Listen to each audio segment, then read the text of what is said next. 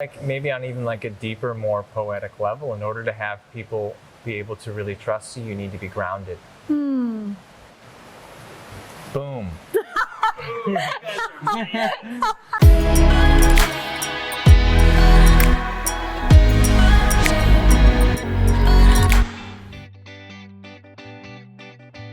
Welcome to this episode today. We're at Yoga Barn. Let's go and check it out. There's some amazing stuff here. Yeah, we have many yoga shala, healing center. We have the friendly resident Yoda here, Yoga Barn. If you haven't heard of the Yoga Barn and you've been to Bali, I don't know how you got by. This is the Yoga Barn main desk and the front deck where we sometimes can be found playing Acro. It's beautiful shala. It's a huge space. It's one of the biggest, well-known yoga studios in the world. Come check it out and see us here. Yes, come and see us. And this is where we're doing our class today in the River Dome. Let's go. Yay. So my name's Teodo. My name is Casey Lee. I'm a yoga teacher living here in Bali. I have done Acroyoga a couple of times. My Acroyoga experience is extremely beginner. I think Acroyoga is about connection and building trust and a relationship with the person that you're sharing that connection with. It's about moving meditation while at the same time being connected to another human being, which I think is really beautiful, almost like dancing. And definitely to learn a lot of new things, gain some confidence as well, and a deeper level of body awareness. I think I've just been hesitant to try something that I know I'm not going to be very good at right away. I'm excited for today's lesson, so I get to feel more comfortable about what we're doing. All right, let's go get to class. Ding!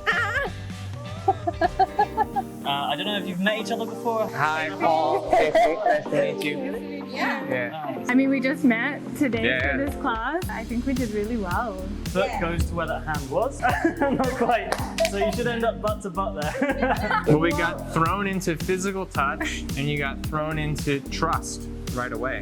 To just meet somebody and do something so, one, it's quite intimate as well. Casey, feel it.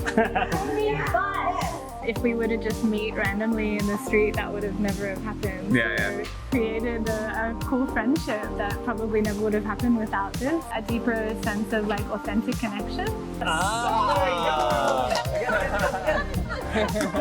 Being challenged together, that always brings people closer. Back to butt.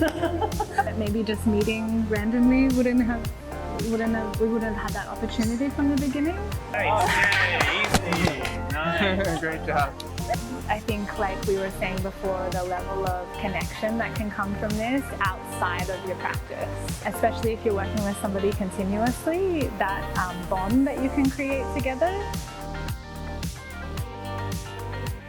I felt like we fell into a rhythm pretty quickly, and for me it allowed me to have a sense of playfulness, trust, and letting go. We did a thing. I know.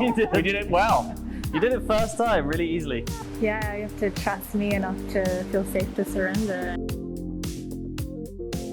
As every activity got more challenging, required more presence, more balance, you start to trust the person a little bit more, and you start to communicate with a little bit more. One arm's away.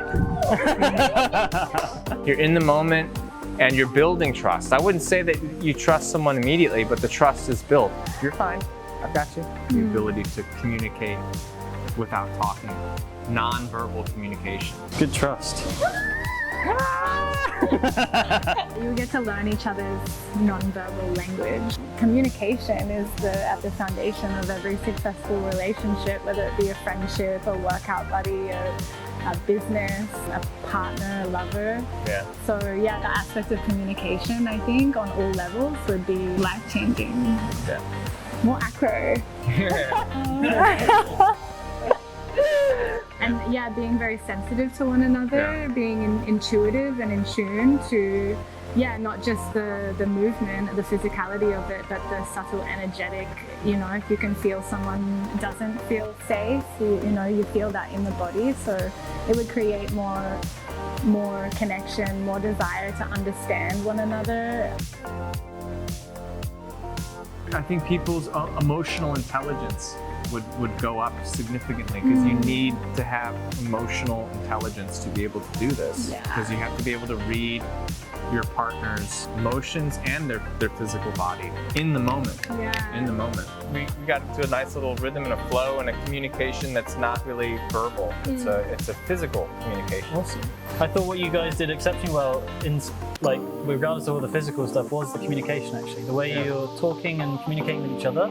You know, you got on pretty well together, and that makes it so much more fun and so much easier, and I could see that through the practice. I can imagine more and more, like the more that you work together, the more that communication becomes more and more subtle. Totally. Energetically, physically, and verbally as well. Yeah, you start to build a body know-how. It's like having a dancing partner. Exactly. Yeah. Same. Yeah. It's totally the same thing. You go quite far in Acro when you get more into it, when you build up partnerships with people. Well, you learn their strengths and their weaknesses, and vice versa. And you can start to anticipate where you're going. And the communication that comes from that outside of the practice is really profound. It's really beautiful and really eye-opening. I really enjoy acro yoga. Today just reinforced that, so thank you. I learned a lot and I look forward to doing more. Acroyoga for the win! Folded leaf for life. Folded leaf for the win! Let's drive that. Thank you guys for watching. We hope you enjoyed this episode with Paul and Casey. Don't forget to hit the like button and follow us. See you next episode. We call happy bus driver. I used to want to be a bus driver. I used to want to be a train driver. Look at you now. And then I used to want to be a... Now you're at the steering wheel. Boom, boom.